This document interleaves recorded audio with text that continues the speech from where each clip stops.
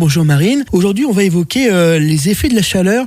Avec ces températures estivales, on entend beaucoup parler des risques de déshydratation ou même de coups de chaleur. Alors, tu vas me dire aujourd'hui que la chaleur pourrait nous faire vieillir plus vite ? Bonjour Ludo, et oui exactement, ça peut paraître étonnant, mais plusieurs études montrent que les fortes chaleurs accélèrent certains mécanismes du vieillissement de notre organisme. Comment une simple journée de canicule peut-elle avoir cet effet ? Alors en fait, notre corps est programmé pour fonctionner autour de 37 degrés. Quand il fait très chaud, il dépense énormément d'énergie pour maintenir cette température, donc on transpire davantage, le cœur travaille plus, les vaisseaux se dilatent, bref, toutes nos cellules sont en situation de stress, et ce stress entraîne la production de ce qu'on appelle les radicaux libres. En excès, ces radicaux libres, ils abîment nos cellules, nos protéines et même notre ADN. C'est ce qu'on appelle le stress oxydatif, qui est l'un des principaux moteurs du vieillissement. Donc ce n'est pas seulement une sensation d'inconfort. Exactement, il y a aussi la déshydratation bien sûr, parce qu'on pense souvent qu'elle commence quand on a soif, mais en réalité nos cellules ont besoin d'eau en permanence pour fonctionner correctement. Quand elles manquent d'eau, le cerveau est moins performant, le cœur force davantage, on est plus fatigué, on se concentre moins bien, c'est tout l'organisme en fait qui fonctionne au ralenti. Et notre peau, elle souffre aussi ?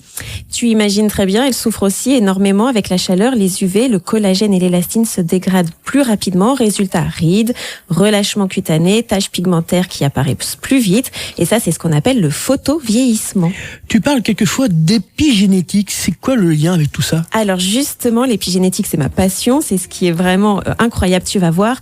Aujourd'hui, les chercheurs ne regardent plus seulement notre âge sur notre carte d'identité. Ils s'intéressent aussi et surtout à notre âge biologique, c'est-à-dire l'état réel de nos cellules. Cet âge, il dépend beaucoup de notre mode de vie et l'épigénétique nous apprend que nos gènes ne sont pas forcément notre destin. Imagine qu'on soit comme une grande et immense bibliothèque, nous avons tous les mêmes livres, mais nos habitudes quotidiennes choisissent les chapitres qui seront lus. Notre alimentation, notre sommeil, notre activité physique, notre gestion du stress et même notre exposition à la chaleur influencent donc le fonctionnement de nos gènes. C'est ça, l'épigénétique. Donc on peut agir ? Heureusement, oui, c'est la bonne nouvelle. Des choses très simples comme boire régulièrement sans attendre d'avoir soif, manger des fruits, des légumes riches en antioxydants, bien dormir, éviter les heures les plus chaudes, protéger sa peau du soleil. Tous ces petits gestes envoient des bons signaux à notre organisme et j'aime rappeler une idée très simple. Chaque repas, chaque nuit de sommeil, chaque promenade, chaque verre d'eau, c'est un message que l'on envoie à nos cellules. Un beau message pour conclure. Avec plaisir.